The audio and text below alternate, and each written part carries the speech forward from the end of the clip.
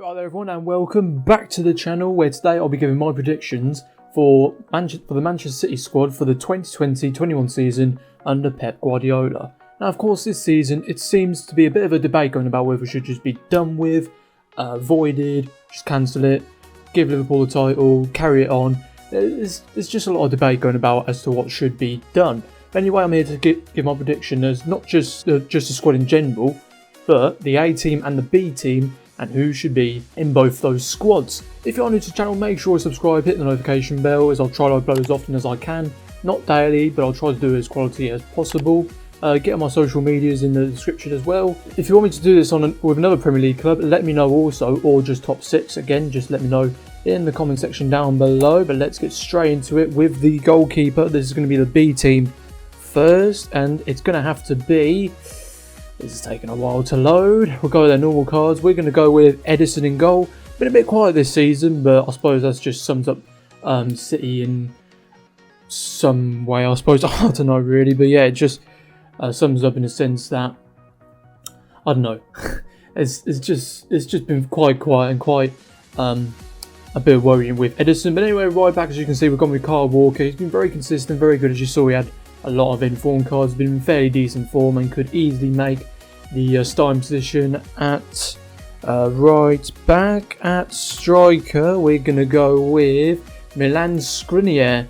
This one, I'm also going to throw in a few, of course, a few players that we've been linked with and give my predictions as to whether they're likely, unlikely, or if they've just been around for a while. Milan Skriniar, I see this being a likely one. I see him coming in with the number 4 shirt, being the next Vincent Kompany in a sense.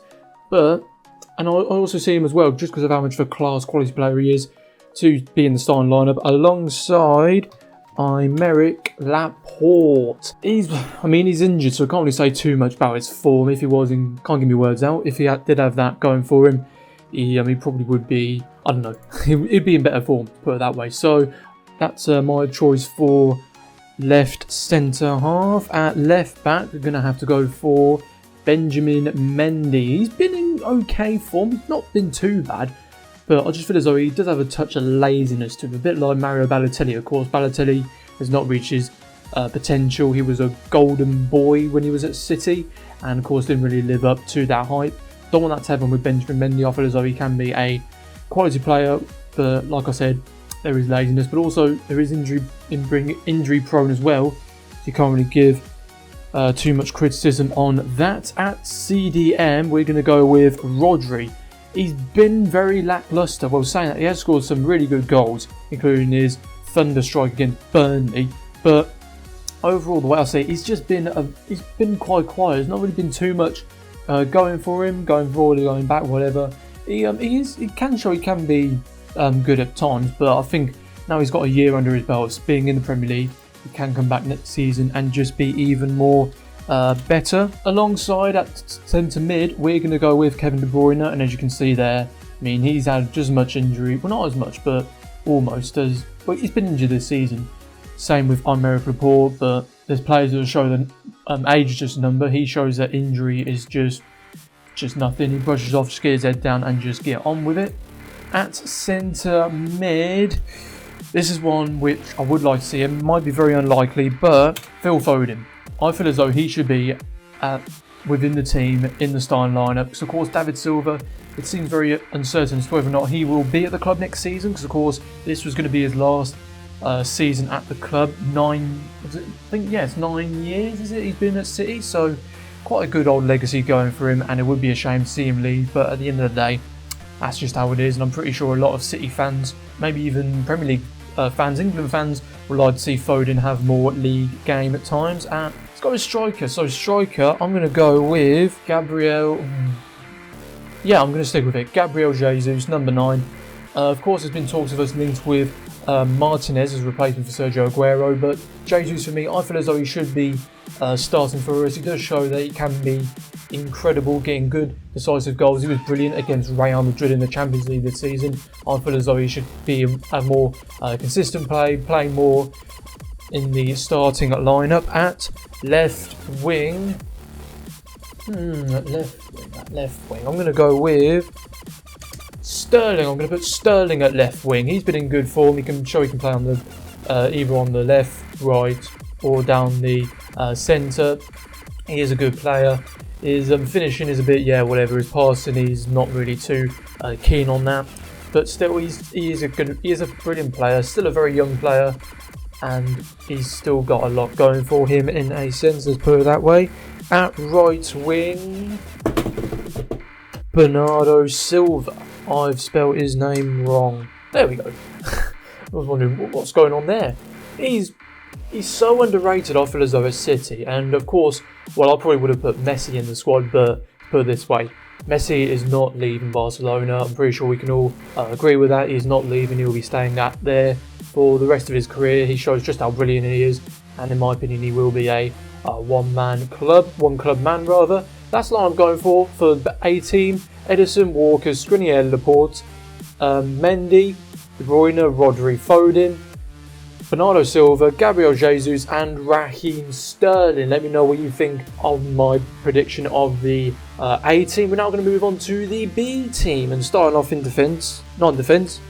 goal rather, we're going to go with Zach Steffen. He's on loan currently. I believe that's in the Bundesliga. I'd like to see him as a replacement for Claudio Bravo. Bravo's just, I've said it before, he's inconsistent. Even if he has been alright in League Cup games, he's inconsistent, he's boring.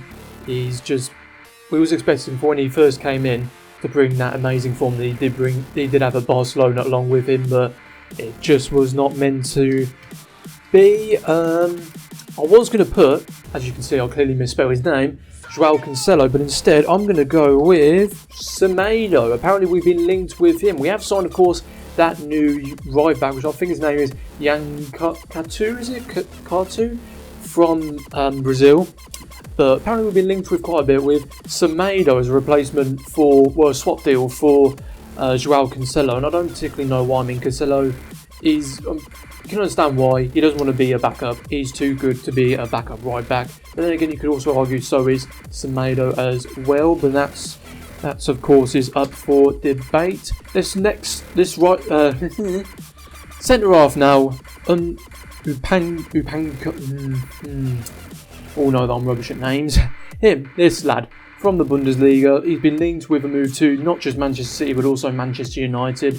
So a battle between the Man United lads to clubs see as to who can sign him. I'd like to see us sign him, but I don't know, there could be a sense of him just being a next Mangala, but hopefully not. Hopefully he will actually sign for the club and just show just how good he can actually be. At left centre half, I'm going to go with Nicolas Otamendi. He's not really been that good to be a starting centre half. He has done recently, but that's of course because Laporte is injured, but Guardiola seems to be putting a lot of faith into him. There is times he has shown it. I mean, you could see that he did have an informed card. He hasn't been in too bad form, but he's very much injury prone. He's like an upgraded version of Phil Jones in my opinion, but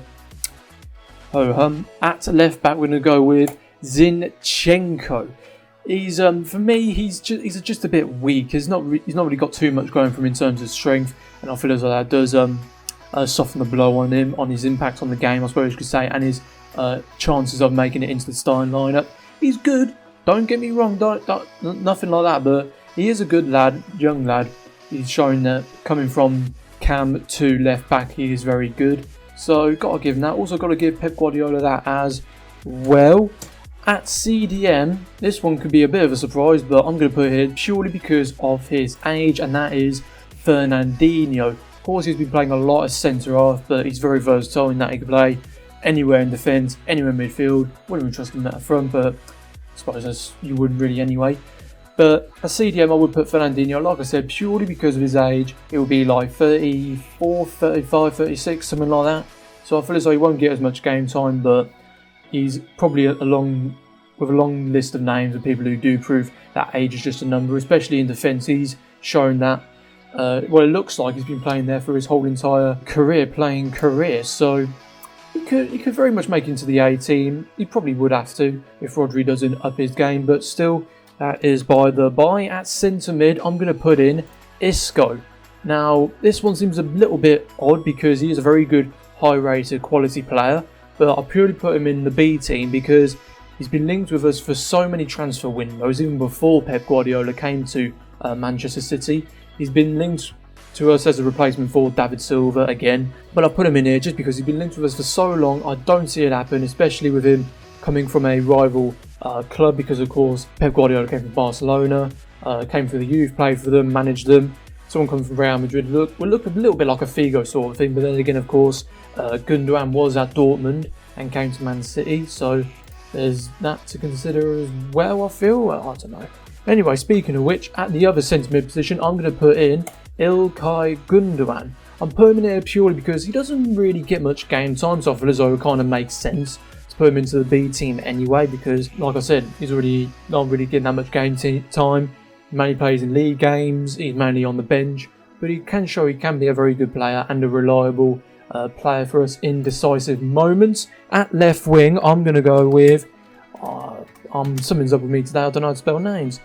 Kingsley Coman. We've been linked with him recently, and it will be a very good replacement for Leroy Sané if, of course, Sané does leave. I feel as though I think there's going to be a part exchange deal where we will get rid of swap Sané for Coman and a lump sum of money, or Serge Gnabry. I would much prefer Serge Gnabry over Coman if I had the choice, but Coman will be linked with him a lot more frequently, a lot more consistently than Serge Gnabry. But at right wing, I'm going to go with Riyad Mahrez. Player again, he shows he's in very good form. He's quite underrated at City. He doesn't really get as much credit, I feel anyway. But there is times where he can hog the ball a bit too much, doesn't really look up enough to pass enough. That's still by the by. He still is a very good quality player. Could easily make it into the A team. I'll put him into the B team purely because of how much competition there is. I mean, even if Sané does leave and we get in either Coman or Gnabry, there's still big competition with either one of those two.